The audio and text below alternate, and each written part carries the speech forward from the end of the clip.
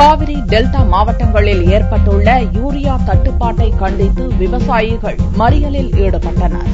Delta மாவட்ட விவசாய பணிக்காக கடந்த ஆகஸ்ட் மாதம் மேட்டூர் அணை திறக்கப்பட்டது. தஞ்சை, திருச்சி, நாகை உள்ளிட்ட டெல்டா மாவட்ட விவசாயிகள் மகிழ்ச்சியுடன் சம்பா சாகுபடியில் ஈடுபட்டனர். தற்போது பயிர்கள் வளர்ந்துள்ள நிலையில் முதற்கட்டமாக போடப்படும் யூரியா உரத்திற்கு கடும் தட்டுப்பாடு ஏற்பட்டுள்ளது. காவிரி டெல்டா மாவட்டங்களில் பெரும்பாலான இடங்களில் ஏற்பட்டுள்ள இந்த உர தட்டுப்பாட்டால் விவசாயிகள் பெரிதும் பாதிக்கப்பட்டனர். இந்நிலையில் யூரியா தட்டுப்பாட்டை கண்டித்து திங்கட்கிழமையன்று தஞ்சை மாவட்டத்தில் 14 இடங்களில் விவசாயிகள் மறியலில் ஈடுபட்டனர்.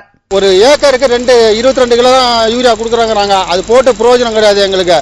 இப்ப நடவு நட்டு 14 யூரியா அடிக்காம நாங்க தவிக்கிறோம். இருக்கிற நட்டெல்லாம் வச்சுட்டு நாங்க விவசாயம் பண்ணிருக்கோம். யூரியா கிடைக்கலாம் என்ன பிரயோஜனம்? ஒண்ணுமே பிரயோஜனம் கிடையாது. இது ரொம்ப கஷ்டப்பட்டு இருக்கோம். இது துரிதமா எங்களுக்கு ரொம்ப ஏற்பாடு பண்ணணும். எங்களுக்கு விவசாயிகள் நடத்திய போராட்டத்தால் தஞ்சையில் போக்குவரத்து பெரிதும் பாதிக்கப்பட்டது.